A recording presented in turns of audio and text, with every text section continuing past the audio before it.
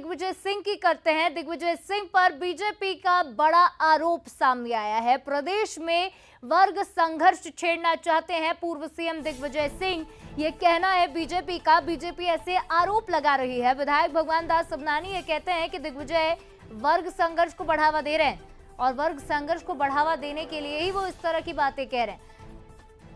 विधायक भगवान दास सबनानी का कहना है कि दलितों को साधने की राजनीति कर रहे हैं दिग्विजय सिंह। समाज में सहिष्णुता जरूरी है, बयानबाजी से माहौल बिगाड़ना चाहते हैं दिग्विजय सिंह, ये कहना है बीजेपी विधायक का। दिग्विजय सिंह ने दरअसल आईएएस संतोष वर्मा का बचाव किया था। पूर्व सीएम दिग्विजय सिंह ने कहा था कि SC/ST वर्ग के लोगों को आखिर ये भाव क्यों पैदा हो रहा है, अगर ऐसा हो रहा है तो उसमें कहीं ना कहीं हमारी ही गलती है।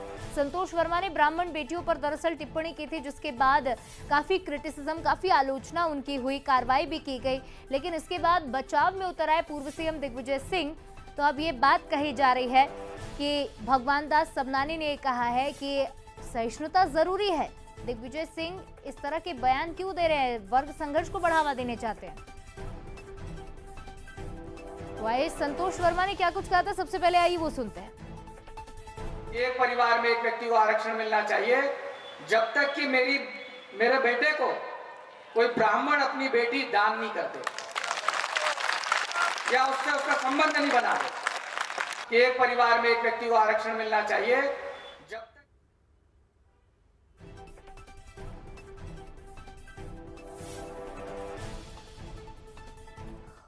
और चलिए इस पूरे मामले पर जो राजनीति हो रही है, जो राजनीतिक बयानबाजी हो रही है, वो भी आप सुन लीजिए। में उन्होंने अपनी बात कही है और उसके बारे में उन्होंने अपना स्पष्टीकरण भी दे दिया है।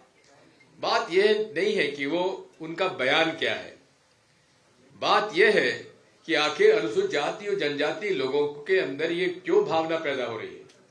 कहीं ना कहीं तो इसमें कमी है, हम ही लोगों में कमी हो सकती है। आप वर्ग संघर्ष करवा करके कांग्रेस कब तक ऐसा करेगी? आप क्यों नहीं सहिष्णुता का भाव पैदा करते हो? क्यों नहीं बातों में अच्छी बात करते हो? केवल लड़ाने के आप आधार पर वोट जीत लोगे, आप ऐसे चुनाव जीत जाओगे इस तरीके से करके।